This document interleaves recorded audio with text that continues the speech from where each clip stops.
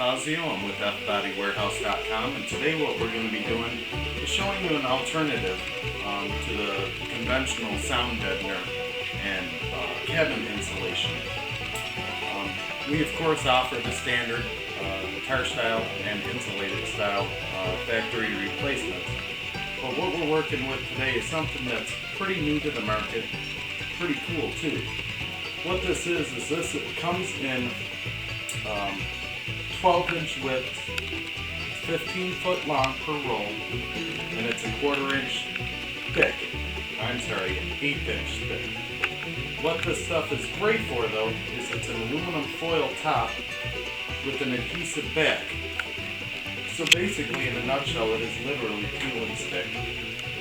Because it's aluminum, you're going to be able to bend this around all the different contours of your car.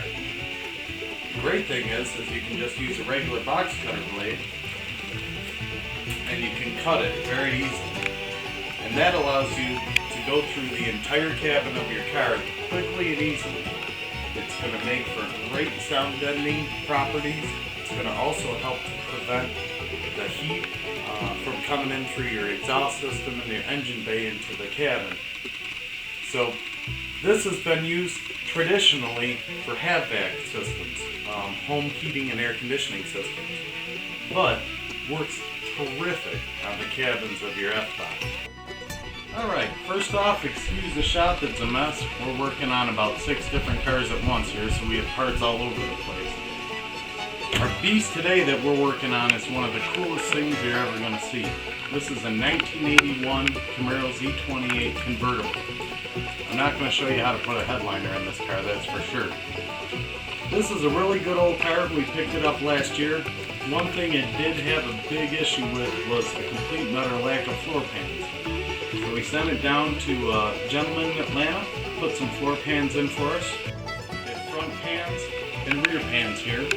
And it was kind of nice. What we ended up using on this were a full Goodmark floor pan, and we trimmed out the sections we need, and then we supplemented with some used GM floor pans.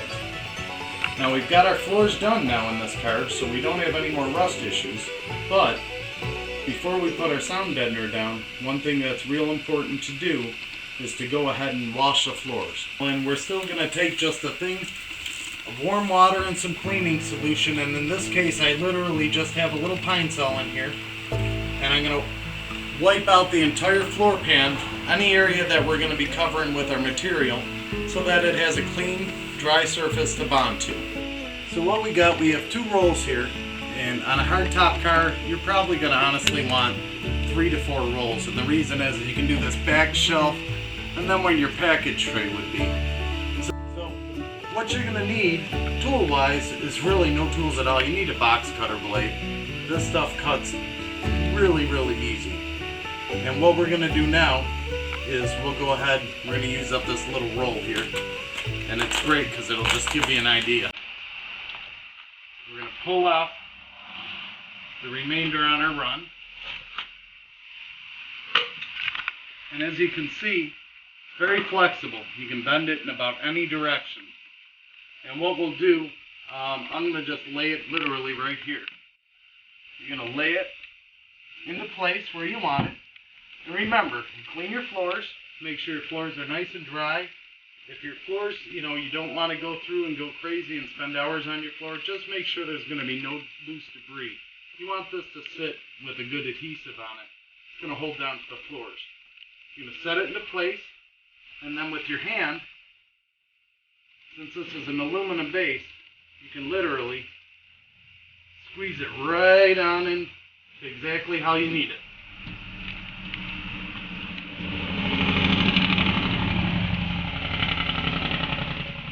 Now, we have a little spray extra left over here, and this stuff is real tacky, it's real adhesive. It's got a good adhesive on it, so you can just roll back up a little bit and just trim off so you have a straight line.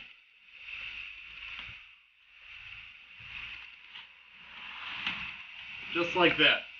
Now I keep all my extra parts, all my little scraps, because in the end you can use them just to fill in little gaps and areas. So we showed you there. Now what I'm going to do, I'm going to start a long run. coming down the rear floor pan. Look at that, I make one cut and I cut myself. Now we're going to do, I don't suggest trying to unroll the entire roll. Because you can cut this and work with this so easily, just get yourself a good 2 foot or so. And start to work with that. We're going to cut straight across and down. Like so. And we'll lay out this pan area. This is the area of the floor pan for the rear passenger seat. This is the floor pan area. Now since this is aluminum, it's nice because it's going to kill off a lot of sound. And if you do get moisture into your carpet, the nice thing about it is, let's say you didn't go through and get your floor pans perfectly clean and you have a light shade carpet. This will prevent it from staining your carpet from any standing water. Now make sure, of course, that your floor pan plugs work properly. And we've done that in this case. All our pan plugs are properly in place. You can see we have that section in. I'm going to take just a small scrap here. Shorter run of it. And I'm going to lay this up this vertical surface here. And you just butt it right together. If you do have to overlap the material, that's fine because you can compress it down where it comes in contact with itself. Now what we have here, we're going to put a little more in here. And I want to show you this so you can see you can just really mold this right into place exactly how you want it. If you don't like the way it's laying out, you can peel it back up a couple times until you get it to where you're happy. And you can literally patch in the entire floor pan this way.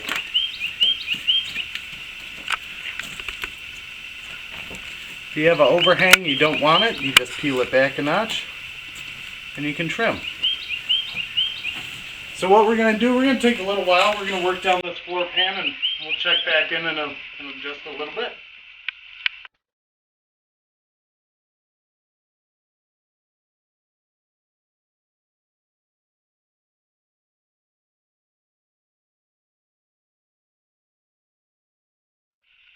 Alright, so we had just used that itty bitty bit of scrap there from a previous roll, but this is what one roll will cover.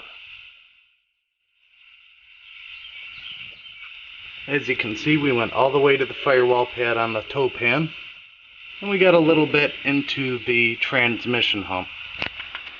One thing you're going to want to make sure you do is to cut out the small holes for your seat track bolts, of course. And then also,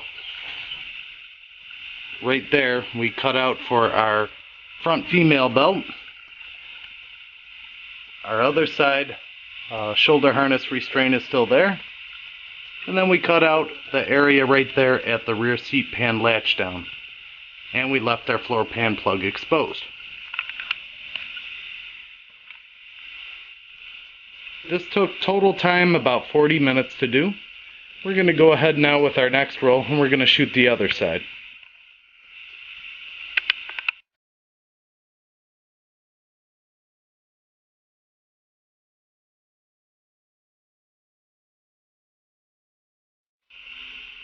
Alright, so we finished the run on the driver's side of the floor. Once again, we went up into the toe pan area.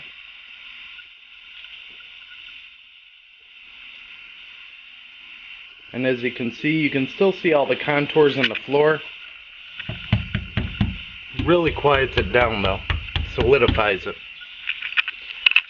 So, the suggestion is, on a hardtop car, get 3 rolls to 4 rolls of this material. We're going to sell it in 2-roll kits, 3-roll kits, and 4-roll kits. This is 2 and just a smidget over rolls. So, if you wanted to go up your rear armrest panels or your trunk divider area, you're definitely going to want another roll, possibly even 2 rolls. We're going to go ahead now and lay our carpet into place, but feel free to check out our other videos, including the carpet install on this car. And you can find our videos, of course, on YouTube, username FBodyWarehouse1, or find us online at fbodywarehouse.com.